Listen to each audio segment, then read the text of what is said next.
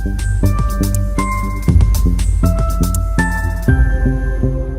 Everyone, welcome to Yadnya investment academy. आज के इस वीडियो में हम बात करेंगे T+1 सेटलमेंट साइकिल की। सेबी ने रिसेंटली अपनी ऑपरेशनल एफिशिएंसी इंप्रूव करने के लिए T+1 सेटलमेंट साइकिल इंप्लीमेंट करना स्टार्ट किया। जनवरी 23 से जो भी सेटलमेंट होगी वो T+1 बेसिस पे होगी। अब हम समझते हैं कि क्या है ट्रेड सेटलमेंट साइकिल। जब भी हम कोई स्टॉक, बॉन्ड या कोई भी सिक्योरिटी बाय या सेल करते हैं तो उसमें दो इंपॉर्टेंट डेट्स होती है। एक होती है ट्रांजैक्शन डेट और एक होती है सेटलमेंट डेट। ट्रांजैक्शन डेट वो होती है जब हम एक्चुअल ट्रांजैक्शन करते हैं और ये डेट कभी चेंज नहीं होती, इसलिए हम इसको T से रिप्रेजेंट करते हैं। जब हम T+5, T+2, T+3 की बात करते हैं, इसका मतलब होता है ट्रांजैक्शन डेट +2 डेज, जिसको हम सेटलमेंट डेट कहते हैं। सेटलमेंट डेट वो डेट होती है जब स्टॉक्स एक्चुअली हमारे डीमैट अकाउंट में क्रेडिट होते हैं। अगर हम ट्रेड सेटलमेंट साइकिल्स की हिस्ट्री की बात करें तो 1996 में डीमैट अकाउंट्स आए। इसके पहले फिक्स सेटलमेंट साइकिल होती थी, जहां फाइनल सेटलमेंट BSE पर फ्राइडेज को होती थी और NSE पर वेडनेसडे को होती थी, जो बाद में NSE पर ट्यूसडे पे शिफ्ट हो गई। तब सारे ट्रांजैक्शंस पेपर बेस्ड ही मेंटेन होते थे।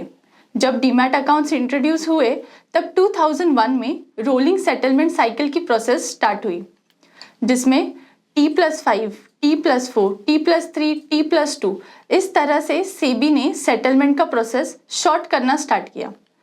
2003 में T+2 सेटलमेंट स्टार्ट हुई। अभी जो बात चल रही है वो T+1 सेटलमेंट की बात चल रही है। इनिशियली सेबी ने T+5 बेसिस पर रोलिंग सेटलमेंट स्टार्ट की थी। इसका मतलब जब ट्रांजैक्शन होगा उसके 5 बिजनेस डेज के बाद सेटलमेंट होगा। दिसंबर 2001 तक T+5 बेसिस पे सारे स्क्रिप्ट सेटल होने लगे। अभी सेबी सेटलमेंट साइकिल को T+5 से T+1 पर लेकर आया है। 25 फरवरी को सेबी ने जब T+1 सेटलमेंट की बात की तब स्मूथ फंक्शनिंग के लिए सेबी ने इसे एक फेज्ड मैनर में इम्प्लीमेंट करना स्टार्ट किया। मार्केट कैप के अकॉर्डिंग जो बॉटम 100 कंपनीज है वहाँ T+1 सेटलमेंट साइकिल इम्प्लीमेंट होना स्टार्ट हुआ। उसके बाद हर मंथ 500 स्टॉक्स में ये साइकिल इंट्रोड्यूस होने लगी। जनवरी 23 तक FNO में भी T+1 साइकिल के हिसाब से सेटलमेंट होना स्टार्ट होगा। अब हम समझते हैं कि सेबी ये शॉर्टर सेटलमेंट की तरफ क्यों मूव कर रहा है। सबसे मेन रीज़न है रिटेल इन्वेस्टर्स में जो ग्रोथ हुई है। कोविड के बाद डीमैट अकाउंट्स ऑलमोस्ट 2 साल में डबल हो गए हैं। 2020 में जहां 4 करोड़ डीमैट अकाउंट्स थे, वही मार्च 2022 तक 10 करोड़ डीमैट अकाउंट्स का मार्क क्रॉस हुआ।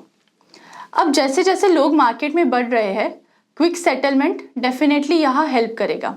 इतने वॉल्यूम में जो ट्रांजैक्शंस हो रहे हैं, इस सेटलमेंट से पे इन और पे आउट का डिफॉल्ट रिस्क भी कम रहेगा।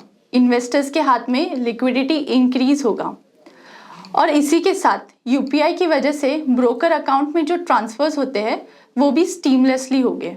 अगर हम चैलेंजेस की बात करें या सेबी ने इस T+1 सेटलमेंट साइकिल को एक फेज्ड मैनर में क्यों लॉन्च किया, तो उसका one of the main reason था ब्रोकर्स। T+1 सेटलमेंट साइकिल से ब्रोकर्स की वर्किंग कैपिटल रिक्वायरमेंट इंक्रीज होगी ही और इसी के साथ ब्रोकर्स को अपनी इंफ्रास्ट्रक्चर भी अपडेट करना पड़ेगा, जैसे बैक एंड ऑफिस या फ्रंट एंड ऑफिस के ऑपरेशंस। इसी के साथ आते हैं FPIs की बात करें तो इनको भी अपने funds well in advance arrange करने पड़ेंगे। FPIs की ट्रांजैक्शंस के लिए पहले जो इजीनेस थी वो अभी थोड़ी कम हो गई है। FPI का इस रूल को अपोज करने का एक और रीज़न ये है कि ग्लोबली भी T+2 सेटलमेंट ज़्यादा प्रेफरेबल है। USA, यूरोप, जापान, जर्मनी जैसे कंट्रीज में भी T+2 सेटलमेंट साइकिल है। चाइना के बाद इंडिया सेकेंड लार्जेस्ट मार्केट है जहां T+1 सेटलमेंट साइकिल को इम्प्लीमेंट किया जा रहा है। यही बेसिक इन्फॉर्मेशन थी जो T+1 सेटलमेंट साइकिल के बारे में हमने आपसे शेयर की। For more such videos keep watching Yadnya investment academy. Thank you.